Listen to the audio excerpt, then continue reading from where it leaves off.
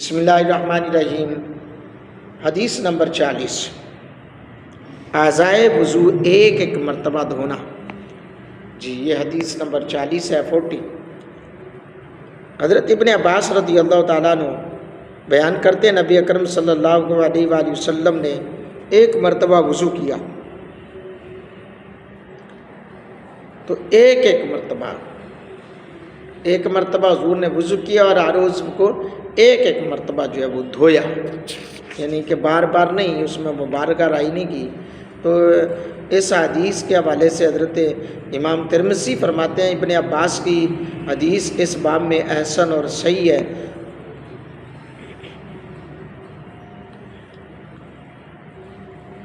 یہ ایک مرتبہ اعضائے وضو کو دھونا۔ اگلی حدیث ہے 41، دو مرتبہ اعضائے وضو دھونا۔ اب یہاں سے یہ دیکھیں، ابھی نے جس طرح سے دیکھا اس نے اس طرح سے ہی حدیث کو جو ہے وہ مروی کیا اور اسی طرح سے حدیث جو ہیں وہ پیش کی۔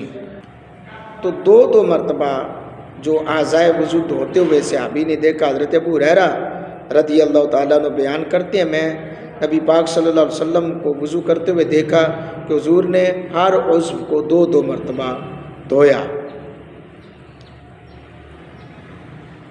اللہ۔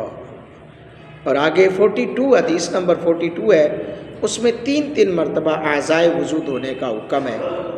نبی پاک صلی اللہ علیہ وآلہ وسلم کے پیارے غلاموں، حضور علیہ السلام سے پیار کرنے والوں، یہ حدیث جو ہے یہ ابو اسحاق کے حوالے سے نقل کی ہے کہ حضرت علی پاک رضی اللہ تعالیٰ عنہ کا بیان ہے۔ آپ فرماتے ہیں کہ میں نے نبی پاک صلی اللہ علیہ وسلم کو وضو کرتے ہوئے دیکھا تو حضور علیہ السلام نے ہر عضو کو تین مرتبہ دھویا۔ تو اس کا مطلب ہے اگر پانی کی قلت ہے تو آپ ایک مرتبہ بھی ہر عضو کو دھو لیں گے تو آپ کا وضو ہو جائے گا۔ 2 مرتبہ بھی دھو لیں گے کہ آپ کا وضو ہو جائے گا، 3 مرتبہ بھی دھو لیں گے تو آپ کا وضو ہو جائے گا۔ اور اعضائے وضو کو ایک مرتبہ دھونا تو فرض ہے، یعنی جو 4 فرائض ہیں، ایک مرتبہ دھونا فرض ہے، 3 مرتبہ دھونا میرے آقا علیہ السلام کی سنت ہے۔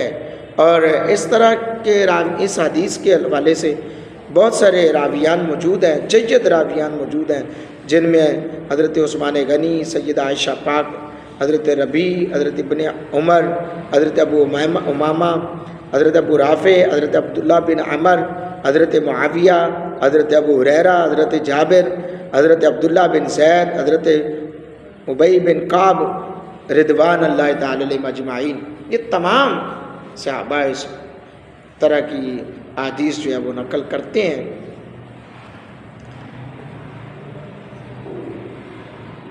تو ابن مبارک فرماتے ہیں جو شخص 3 سے زیادہ مرتبہ وضو کرے، مجھے اندیشہ کہ وہ گناہگار نہ ہو جائے، کیونکہ وہ فضول ہو جائے گا نا۔ اور امام احمد اور امام اسحاق فرماتے ہیں 3 سے زیادہ مرتبہ وہی وضو کرے گا جو وہم اور شک میں مبتلا ہوگا۔ اللہ اکبر۔ یہ احادیث جو ہیں نبی پاک صلی اللہ علیہ وسلم کی آپ کے سامنے میں نے پیش کی ہیں۔ دعا کرو ان کا پڑھنا، پڑھانا، سننا، سنانا اپنی بارگاہ میں اللہ تعالیٰ قبولیت کا درجہ عطا فرمائے، آمین۔